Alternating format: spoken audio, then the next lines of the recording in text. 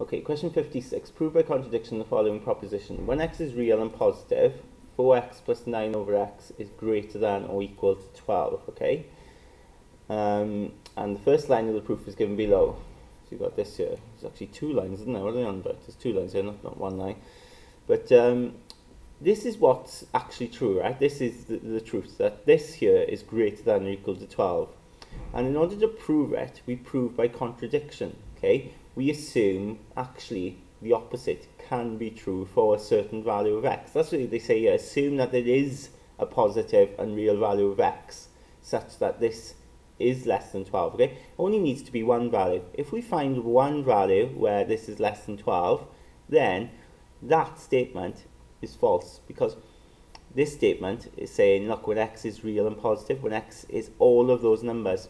But if we just find one positive real value of x where actually this is less than 12, we've shown that this is false. So we're going to assume there is a value there somewhere, right? So we always go the opposite route to what it's doing here. So greater than or equal to, the opposite route is less than.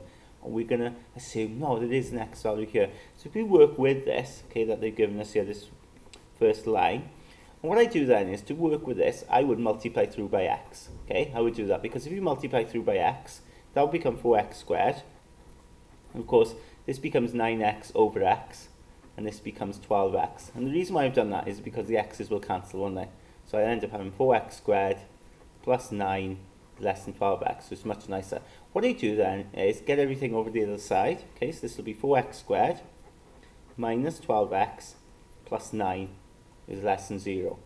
And then you've got this then, a quadratic, right? And this quadratic, you'll be able to factorize, okay? And you know, you go about it whichever way you want to factorize, okay? Your choice. But the answer, right, when you get to it, will be this, right?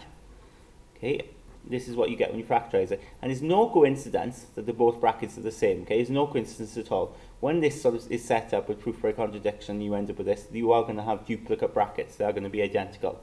Okay, and what we can do then is write this as this, isn't it? And then of course, less than 0, well, that can't happen, can it? You cannot have this less than 0, because it's squared, okay? 2x minus 3 all squared. When you have a square of a number, it's got to be positive, isn't it? It's got to be positive or equal to 0, but it cannot be that, okay? So we have a contradiction, okay? A contradiction. The assumption, therefore, must be false, okay? Because this is happening, okay, the assumption then must be false, right? So it's a contradiction since this is actually true, all right? Greater than or equal to 0. You can't have it less than 0, so that means then the assumption must be all wrong, okay? Because when you assume all this, you get this out, and this can't happen, okay? This can't happen, so that means the assumption is false. If the assumption is false, the statement is true, the original statement they gave us.